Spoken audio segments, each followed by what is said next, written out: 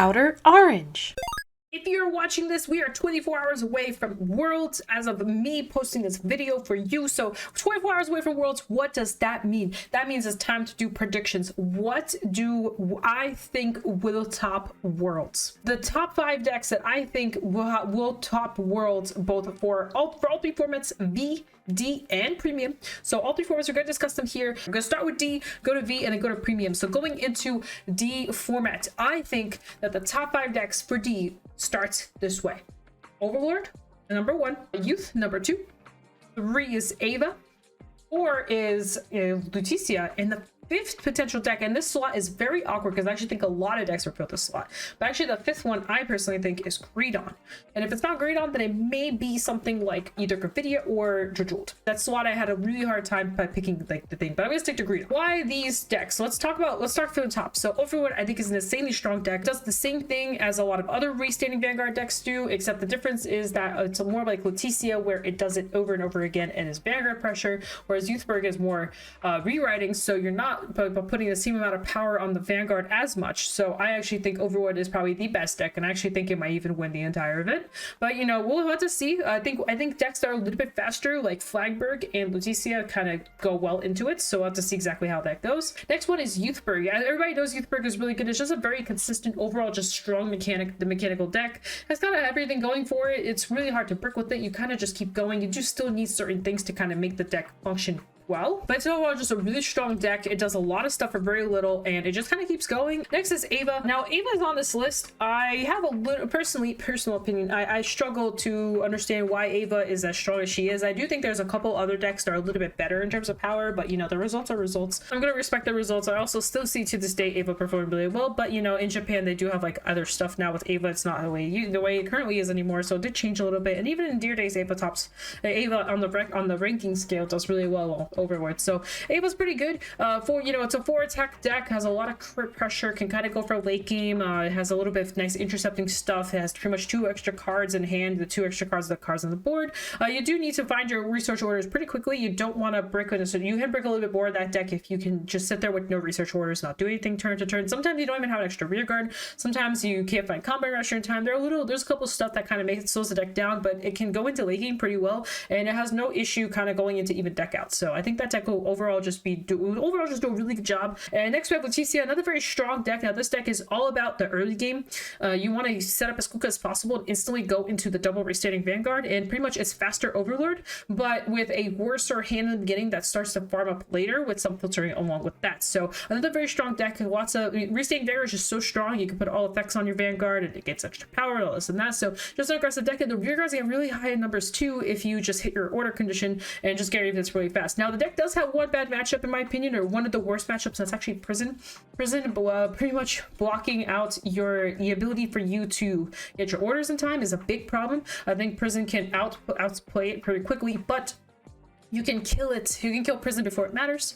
You know, they don't touch your soul for a while, so if you kind of have the early game, if you open up really well, you can finish very fast. But I think that's one of the hardest matchups for Lutetia, so we'll have to see how that goes. And last but not least is Greedon. Now Greedon's kind of a weird one. I put it on here as like in between with pretty much Jejuled and Gravidia. And personally, I actually haven't spent too much time with Greedon. However, I have heard so many great things about Greedon with the new promos and the new support, and I truly believe that this deck could probably hit the top 5 slot in here nowadays. I think the deck's really good. It got a lot of good cards that kind of help it keep going. There's a lot of cycling, a lot of restanding, a lot of just another Vanguard centric deck, and this deck actually is really good into other decks, like especially Overlord, since it doesn't have rear guards, and it's good into these other decks. Really, it's just overall it's pretty decent to these decks. It takes a while to kill it and all this kind of stuff, and I overall think that it can outscale now pretty well into the late game, and that's why I think the deck is up here. I also along with it kind of wanted Gravidia and Jejuled to be a part of this. Jejuled going first is insanely powerful. Gravidia going first is insanely strong too. I think Gravidia still matches up pretty well. I think all 3 decks are very equal in terms of their power right now. Gravidia I think has a bigger auto win button, but I think the other 2 also perform pretty well as well. So it's kind of this slot is kind of a little fishy to me, but I'm gonna keep Greedon as my main choice.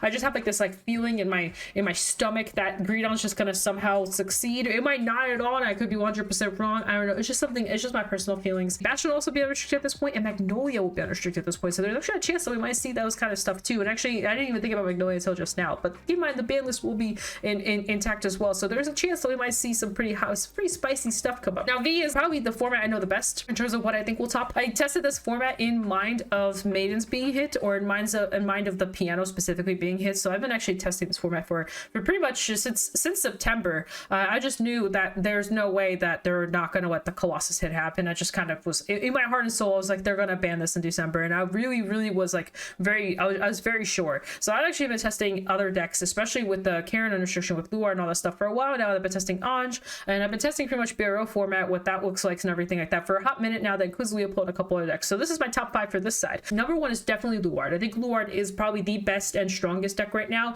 It has the highest bricking though, strongest ceiling though, in terms of just consistency and doing what it wants to do. And then next is Ange. Ange is number 2, and Ange is insanely good. If you really test this deck correctly and you really spend time with it, I think this deck is actually like a monster. It's very hard to take down. Its worst matchup was actually Steam mains because of the guard restrict, outside of, you know, the weird high Saki kind of decks like Astro Poets and, you know, just the Saki decks, Enigma and all that kind of fun stuff. But otherwise, this deck is actually just very, the numbers get super high. If you really test this correctly and you really build correctly, you can build an insanely strong list, and the deck just kind of has an early game, it has a late game now. We got Retreya as a new promo, also really good into this. If you're trying to go for kill turns, you can Tira. There's just so much dumb stuff you can do that this deck is just really good. Number 3 is Maidens, Steam Maidens. Now specifically for this one, I don't think the order matters after Luard. I think Luard is still like the better choice, but I don't think the order matters as much now. Maidens is still really strong. It's a solid tier 1 deck now. It is no longer a tier 0 deck anymore. It is just a tier 1 deck. So it is just still a really good choice to take. It'd be very surprising if we don't see any results. We're probably going to still see results. Next, I think is Thavas. I personally am not crazy about Thavas. I'm not a big Thavas person. I actually have a very kind of meh feeling towards Thavas, but you know, it's been topping already, even with the weird stuff that's been happening. So I expect to see this deck come up again, and I expect it to do pretty well. Now, my last pick was originally going to be Night Rose, but I actually think it's Vanquisher. I think Vanquisher has a really high potential of being very much up there. Vanquisher has always been like a really solid choice. It's a little high rolly, but I actually think the deck's really good. I think the deck is very underrated right now, and I think there's another deck kind of corresponding with this deck, and that's actually Leopold. They're both really good Excel decks. They both kind of do a really good job of doing their thing. We have a very heavy force meta though, so I think Excel just struggles overall, and that's actually why I think Rose might be the better contender for this kind of slot. But I do believe that pretty much all 3 of these are going to be very likely. But I'm between Vanquisher and Night Rose, to be honest, but on my 5th slot. But maybe I'll just stick to Night Rose and just kind of call it a day. I'll just make Night Rose number 5. Night Rose is number 5, the 1 protect deck, because we are in a very heavy force meta right now. So protect, I think taking Night Rose isn't a bad play. Or Ghosties, by the way. Ghosties is actually surprisingly really solid. If I had to choose between the 2, I'd actually have a really tough time knowing which one to pick. They're both really strong. So just FYI, vote a fun fact, and that is legal as well. So, but yeah, we'll just put Night Rose in the 5th slot one, and then Vanquisher and Leopold can be like the side options, right? I think overall that, in my opinion, I don't think there's anything that's stronger than Luard, Ange, and Maidens. The other 2 I mentioned are kind of like side options in my opinion. There's actually a lot of side options along with like Amon and Shahrat stuff, and there's a couple options after those 3, but I actually think those 3 are significantly stronger than the ones that are below it. It's not like a huge difference. It's not like a Maidens to another deck type of difference, but I think there is a significant difference in leveling. I just think Luard, Ange, and Maidens are just insanely powerful, and I've been saying this for a while. It's like, why not take one of those 3 choices? So that's V. Let's go over to Premium. This is the one I probably know the least amount of information on, so I'm kind of winging it. This is just pure my opinion, and with a little bit of data in touch. All three of these I've been using kind of like data in my personal opinion and stuff that I've tested into. V, that I tested the most, that's why I know the most about it. But you know, D, I've been testing kind of half and half, and because I'm not competing, and the Premium I've been testing half and half because I'm not competing as well. But this is my top 5 for Premium. So number 1, I definitely think is Highlander. I think that deck's very aggressive. I think that deck has just so much going for it now. You can have like 4 Vanguard swings. You can just do so much stupid stuff with Heltruda. It's just insane. The deck's just insane. It can filter and grab any card you need in the deck. It's just overall just a very strong deck. So I think it's number 1. Number 2, and also the write down.